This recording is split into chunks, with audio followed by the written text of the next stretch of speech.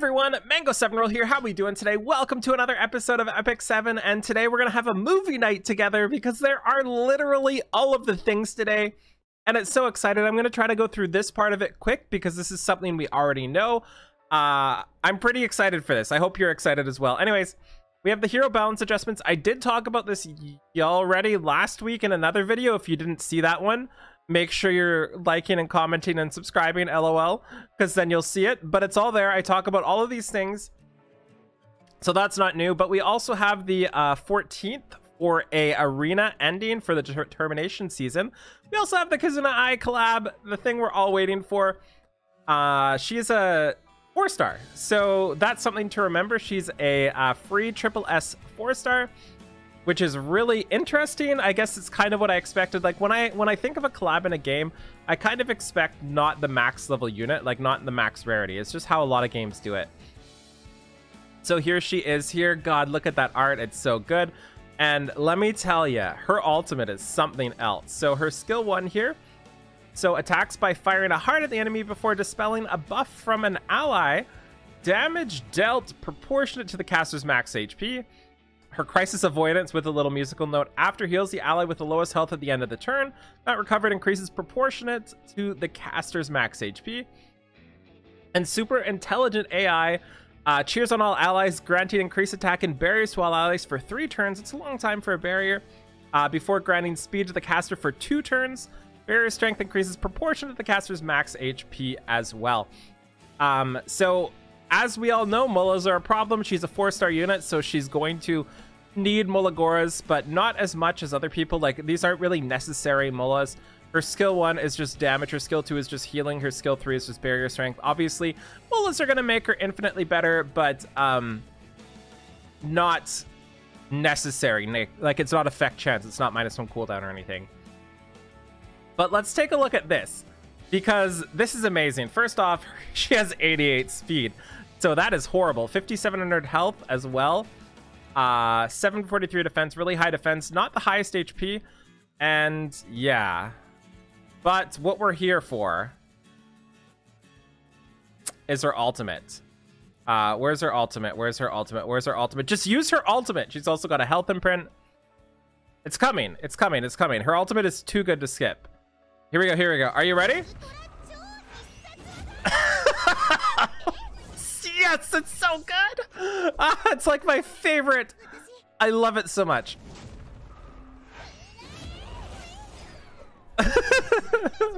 So from what I can tell, she says, "I'll teach you." Who's the? And then she like says no. I don't know what exactly she says. I wish somebody can translate it down there, but yeah, that's her skill 3. It's beautiful. One of the best skill 3 animations I've ever seen in the game, I think. Just like so cool. But we also have Free Spirit Tierra. Instead of reading about Tierra, let's go look right here. So let's go do this here. Unsightly weeds must be cut. Here I am, more beautiful than the morning dew, more graceful than a blooming rose. I am Tierra. Beautiful animations, beautiful voice, everything is amazing. So when we go into her stats here, where are her stats? She has actually really amazing stats. She's got 112 base speed, 27% chance base crit, but also has a 15% crit chance imprint. So that's going to put her up to 43% or 42% crit chance base with her imprint concentration. Great for new players if you have the imprints. 957 attack, so a little low on the attack range, but decent defense and HP as well, and the base effectiveness as well to help her out. As for her abilities here, let's see. Her Pursuit Cut, which is her skill 3, that awesome looking animation, dashes towards the enemy and does a defense down for 2 turns, 100% chance, and also grants immunity to herself for 2 turns. Really, really great. I really like this ability. And then her skill 2 is a farming ability. I'm not sure how her AI works, but I'm assuming she's going to use skill 3 first, then skill 2. So less good than somebody like Elena for farming. But this one here is an AoE against all enemies, recovers their HP, and the cooldown decreased by 1 turn when an enemy is defeated. So this can just go every wave. So I imagine the way it'll go is turn 1, you'll use your skill 1 on auto, then turn 2, you'll use Energy Wave, then turn 3, you'll use Energy Wave, then turn 4, you'll use Energy Wave. That's kind of what I expect. And her skill 1 is a 50% chance to decrease hit chance, I believe. Decrease attack, right. Decrease attack. There's somebody else that's decrease hit chance coming up soon. So that's what we can see from her. Obviously, she's a great unit for new players. I don't think she's going to be anything super special for veteran players, but as a new unit for people to get for free, this is a really, really, really good unit. As for Molagoras, she basically just needs the -1 cooldown on her skill 3. So this is pretty much all you need, and then everything else is just damage. So she's kind of low investment, and you might need Molas in her skill 2 to also get that damage up there. So that's really cool. What else do we have? Her artifact has a 100% chance to grant increased attack to the caster for 2 turns when the enemy is defeated, and it is 4 stars, so you do have a chance to actually get it up to max. It's also free, I believe. So players will not be able to sell the artifact. So I think that means it's just straight up free for a max version of it. Cool. I like that a lot. I'm not sure how useful this will be, but it will help her out clear waves 2 and 3 of battles, I think. Anyways, Adventure Path, this shows everything here. You can read all this. This is just the missions. We've seen the speed set already. We're getting a drop rate up for Tamarin and Idle's Cheer. And why, might you ask, are we getting a drop rate up for that?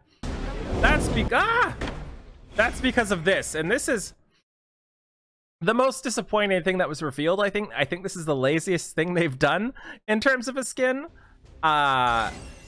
So to start off with, we can see that she starts off in her base form. The skin does not change her base form. Listen.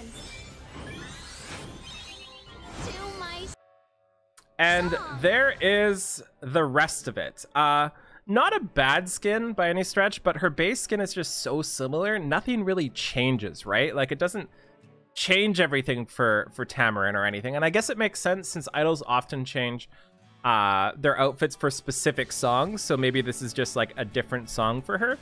But it's just kind of boring to me. I wish it was a little, maybe not flashier, but just a little more something. One thing I noticed too, I don't know if this is just my eyes, but if I look at it right here with all the pink and everything, this looks like a really colorful outfit, and I like it in this picture. But when we go into the actual game here, it looks flat. Like, it looks so bright here, so vibrant, so colorful. And then you look in game and it kind of feels like it's flat, like it's almost like a light white or like a little bit of a pink and a white here, and just a lot of blues. So this is the first skin I'm not exactly stoked for, but I will be getting it. It is going to be an epic pass, and I don't think it's bad. I just don't think it's good. So what else do we have here? Yeah, this is epic pass stuff. You all know about this already. We're getting the equipment conversion thing. I would talk about it, but I did it last week already, and I think that's all for this here. Sorry for all the scrolling. Yeah, we've already seen these, but we can get a pack with penguins and phantasms, or we can get an accessory charm pack. There's also a new pack with Molagoras as well, too. So, yeah. Cool. Go buy some Molagoras instead of fixing it. Yeah. Okay, so what else do we have to show? Celine. Celine. The girl I forgot the name of, and I'm kind of impressed with her. I wasn't sure how they would handle her. Step back if you value your life. Don't say I didn't warn you. We've met before, haven't we? Oh, we haven't? Something about you feels familiar.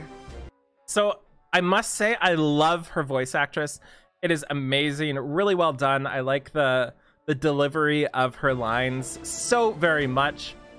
But let's take a look at her abilities. So she also has a crit imprint, I think. Am I right or wrong there? I'm not sure. Let's just keep going here. Attack imprint, right. So she's got 1228 attack, which is really high. 113 base speed. Atrocious defense, pretty good HP, 23% base crit chance as well, which is always good to see. We then see her skill 2 intuition. It's a passive, and whenever an enemy uses a non-attack skill, she will randomly attack a target on the opposing team with a lot of damage. It also ignores damage sharing effects. So this is pretty nuts.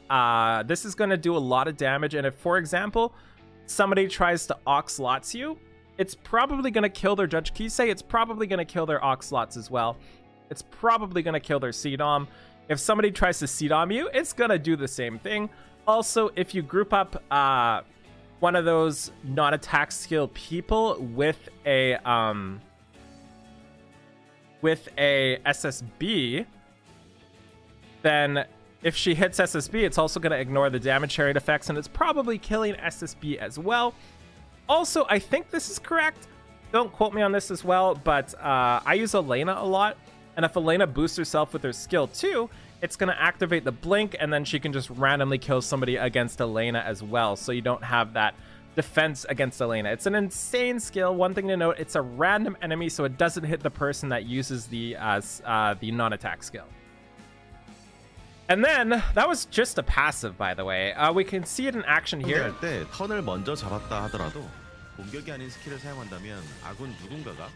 So 12k damage against the J Kisei there. That's going to kill most DPS. We then have her skill 3, Thunderclap. Dispels all debuffs from the caster and repeatedly slashes the enemy before triggering an explosion. Increases the invasion of the caster for 2 turns. Recovers HP proportionate to the damage dealt. So this is another one that is pretty good. This is a pretty good ability. Unfortunately, dispelling all debuffs doesn't help if you're stunned. Speaking of stunned, Abyssal Crown is now in the powder shop. I forgot to mention that, along with Border Coin and 2 other artifacts I can't remember, but Abyssal Crown is there. So this is another really great one. It's also increases damage dealt, so this is going to be killing anybody, I would imagine, once you burn this here, and then healing her up to full. And then her skill 1 is just extra damage on crit. So with her, she seems very Mullah intensive. Like if we look at her intuition here, you're going to need this maxed out to get enough damage to kill things, I believe. And as for her skill 3, you're going to need at least the -1 turn cooldown. I would say you're probably going to need these as well. These would be the least important. The skill 3, yeah, this one, sorry for all the jumping around. This would be the least important, but you'll probably still get at least like 2 or 3 Mullagoras into this one as well. So I would say she's a minimum, like a minimum +8 to effectively use her. So keep that in mind when you're pulling for her. As for the artifact, it's really solid. Secret Art Sword Storm, or Storm Sword. 100% chance to grant increased attack to the caster for 1 turn when an enemy uses a non-attack skill. So let's say an enemy uses a non-attack skill. You now attack buff yourself before you do it, which is pretty insane. And I didn't notice if she had attack buff here. Does she have attack buff? She does. So she has the artifact here. It's showing the attack buff. Okay, that was pretty cool. But you know what's cooler? Edgelord Violet. I'm so excited for this one. Means nothing. So cool. I love edgelords, and I am super duper excited. So let's take a look at his stats here. 116 base speed as a thief, 23% crit chance with the 17% self imprint, going up to 40% base crit chance with that imprint if you have it max. 1300 flipping attack. That's a lot of attack. Holy. Also, atrociously low defenses, health and defense really low. So you're like, how's this dude gonna survive with that low HP and defense? Well, this is how. At the start of the battle and the end of the caster's turn, has a 70% chance to increase evasion of the caster for 1 turn, up to 100% with the skill enhance here. After successfully evading, gains 1 focus when focus is at 5. After being attacked, consumes it all and uses Massacre against the enemy. So he's basically perma evasion unless you dispel it somehow. And if we scroll to Massacre, Massacre increases the attack of the caster for 2 turns before attacking with a sword, penetrates defense by 50%. Jeez, insane.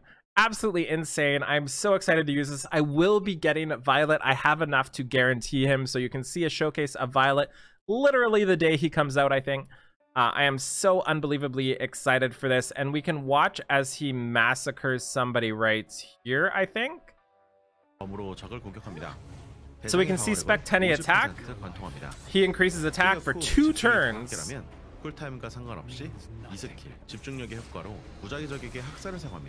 And then massacres the heck out of her. And you can see they even showed her burning, so she didn't get the burn, obviously.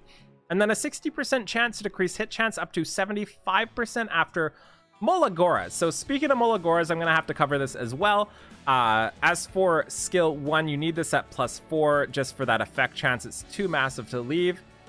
As for Massacre, this is where a lot of your damage is coming from. This has to be +5. Like, you're not doing enough damage without a +5. Also, 7 turns is really unfortunate. Also, do not like the soul burn. I wish they changed the soul burn there. And for his skill 1, you want this to proc, so you need this +5 as well. So I honestly think this is, like, if you want to get the best use out of him, a minimum +14 unit. And let's be real here. If you're going +14, you might as well just do +15. So he is a very Mola intensive unit, and like, I can't see going by without it, right? Like, can you really see going by without that effect chance here? Like, maybe you stop at +2, but then you're tossing out so much chance. And then for this one here, maybe you stop at -1 cooldown, but you're losing 20% damage. That's too much. You can't lose 20% damage. And then for this one here, you can't just not get evasion.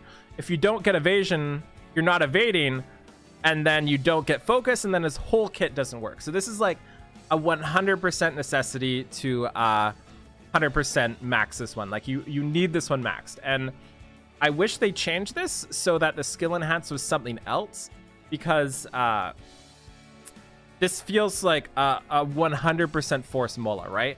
Like, it's not like other units where if you don't have the -1 cooldown, his skill set still works, just not as well.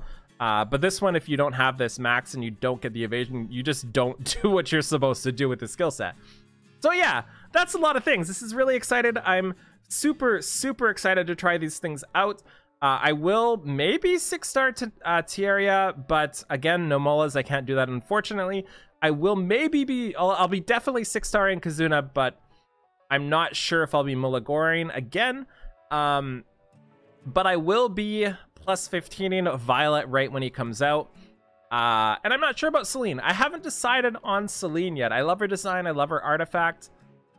But I'm undecided. I really like the role she plays, but I also feel like she plays a similar role to Violet, who I might get right after. So I'm going to have to think about this one. And as much as I do want her, I think I might just have to wait because of Molagora issues again. Reminder, Smilegate, I shouldn't have to think about summoning Celine because I can't use Molagoras on her.